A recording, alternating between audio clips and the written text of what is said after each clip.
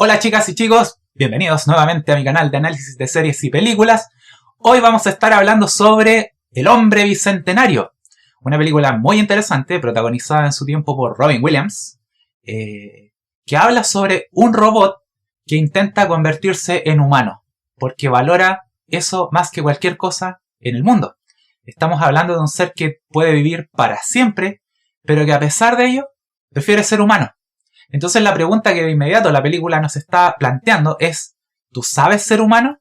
¿Has descubierto tu verdadera humanidad? ¿La puedes lograr por ti mismo? Bueno, de eso es justamente de lo que nos habla la película, porque muchas veces nosotros damos la humanidad por sentada. Creemos que simplemente por tener la condición de humanos, por tener la condición biológica de tales, ya somos humanos. Ya no tenemos que esforzarnos por lograr esa condición. Y a mí eso me parecía muy interesante de la película, porque en la práctica muchas personas es muy parecido a lo que ustedes van a ver en el video de La Bella y la Bestia. Los que no lo han visto, por favor, vayan y vean ese video porque habla de una temática muy parecida. Muchas personas creen que son humanos, pero no tienen comportamientos humanos. No tienen la capacidad de comportarse o de conducirse en su vida de forma civilizada.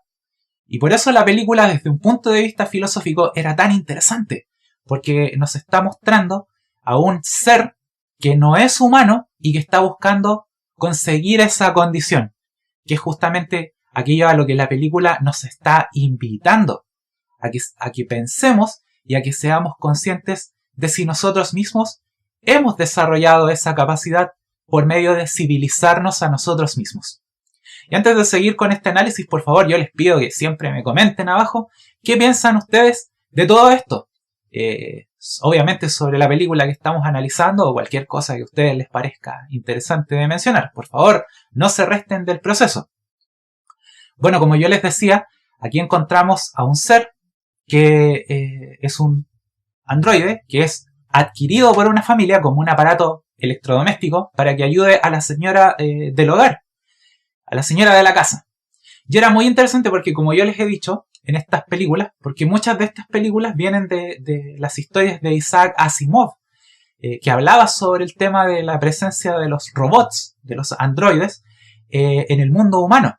Y siempre los robots venían a representar un poco ese sentido de temor en los humanos, porque venían a reemplazarlos. Y era muy interesante porque este robot, por ejemplo, llega a esta casa, lo compra, el esposo, el hombre de la casa, para que ayudara a su esposa, porque él quería pasar más tiempo con su esposa. Eso era muy interesante.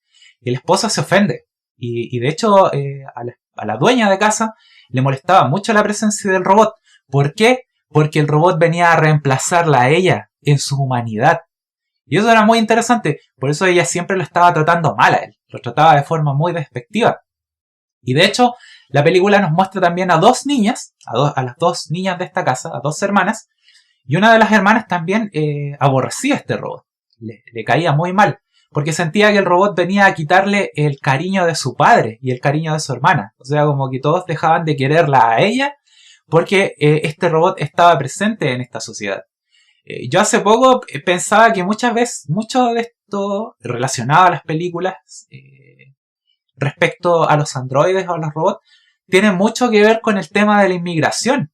Porque si se fijan, en el caso del Hombre Bicentenario, estamos viendo a un robot que tiene que insertarse en una sociedad que lo desprecia, que no lo quiere, justamente porque es diferente, porque no tiene las características de la sociedad en la que él está coexistiendo.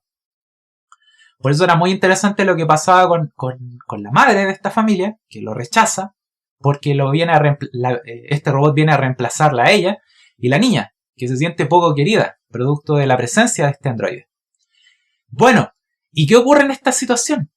La más pequeña, o sea, esta niña que odiaba a este robot, le hace una broma, le hace una maldad. Entonces le dice al robot que se lance, porque el robot hacía caso a todo lo que le decían los humanos. Entonces el robot va y se lanza, y se cae. Y de una ventana, de un segundo piso. Y eso era muy interesante porque provoca que el robot se golpee en la cabeza y le cambie los circuitos, y el robot desarrolla la capacidad de pensar por sí mismo, desarrolla el criterio propio. Y ahí empieza su recorrido del héroe. Eso era muy interesante porque en ese momento él se vuelve más criterioso, más inteligente. Deja de ser un robot común. Deja de ser un robot como el resto de las máquinas que pululaban por esta sociedad y se vuelve creativo. Y por eso él empieza a construir... primero le hace un caballito a la niña, a una de estas niñas que vivía con él, porque la niña lo quería mucho y le daba mucho afecto. Entonces él, en agradecimiento por esa relación que había desarrollado la niña con él le construye un caballito de madera, le talla un caballito de madera. Y era interesante porque en ese proceso el robot no queda satisfecho con el resultado de su trabajo. ¿Y qué hace? Empieza a leer libros para tallar mejor. Bueno, y pasan los años y este robot comienza a construir relojes cucús. Y construye relojes muy hermosos. Entonces se vuelve verdaderamente un artista. Gracias a todo lo que había ido estudiando y había ido aprendiendo con el paso de los años. Y eso era bien interesante porque él llega a un punto donde la gente comienza a comprar sus relojes. Y de hecho el robot se vuelve millonario producto de vender su talento, lo que él había logrado con sus estudios. Entonces era muy interesante porque en un punto él tiene que decidir qué va a hacer con su dinero. Porque el padre de la familia le decía que era su dinero. Y de hecho incluso este padre de familia lo adopta él como un hijo más de la familia. Entonces entran en un tema muy interesante desde el punto de vista legal. Le crean su propia cuenta bancaria, por ejemplo. Entonces el robot tiene que ejercitar su propio criterio. Como si fuera un niño. De hecho, el padre, cuando en un punto este robot le dice, mira, porque el robot en un punto quiere ser libre, quiere dejar de ser miembro de la familia. O sea, no dejar de ser miembro de la familia, sino que adquirir su libertad. Y el padre le dice, mira, ok, tienes todo el derecho de hacerlo, pero te tienes que ir de la casa. Entonces era muy interesante porque en el fondo lo manda a vivir solo, como si fuera un adulto, un niño que pasa de la edad infantil a convertirse en un adulto. Y el robot tiene que aceptar esa soledad. ¿Y qué hace con su dinero? Bueno, busca humanizarse. Por eso es muy bonita y muy interesante la película. Porque a lo largo de su recorrido del héroe, él siempre va a buscar, primero comienza a buscar a los otros robots de su propia clase. Pero se da cuenta que en el fondo todos iban pereciendo, producto de los desperfectos. Y por eso en un punto él empieza a trabajar, conoce al científico que había creado estos robots, al hijo en realidad, y comienzan a trabajar para convertirlo a él en un ser humano. Entonces empiezan a construir, prótesis, empiezan a construir un corazón artificial, empiezan a construir un sistema pulmonar artificial, una columna vertebral artificial, y eso era muy interesante porque todos esos avances científicos que él va logrando en la búsqueda de su propia humanidad van mejorando a la humanidad.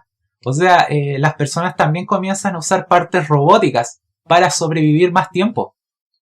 Entonces se va dando esta simbiosis entre lo orgánico y lo cibernético. Y eso me parecía muy interesante porque habla un poco de lo que va a ocurrir en el futuro con todos nosotros. También, para vivir más años, vamos a tener que entrar a mezclar esos dos aspectos de la realidad. Y por eso este robot, al final, su mayor lucha era convertirse en un humano, porque era lo que más valoraba. Él quería integrarse a esta sociedad que de plano lo rechazaba, porque era diferente. Y por eso al final él da una batalla legal para que él fuera reconocido como humano. Y de hecho la justicia humana lo rechazaba, porque le decía, tú eres un ser inmortal, nunca vas a morir. ¿Y qué decide él? Decide que va a morir, porque él quiere ser parte de nuestra sociedad, quiere ser parte de lo humano, porque es lo que más valora. Y justamente lo que yo te pregunto a ti en este video, ¿conoces lo que es la humanidad? ¿Conoces dónde está tu propia humanidad? Bueno, dicho eso, con esto yo me despido por hoy. Te agradezco mucho por haber visto este video y te reitero lo de siempre. Dale me gusta a este video, dame aplauso público por favor, comenta y a los que no están suscritos, por favor suscríbanse a este canal y presionen en la campana de notificación para que así no se pierdan de nada. Y con esto yo me despido por ahora. ¡Chao! Que estén bien.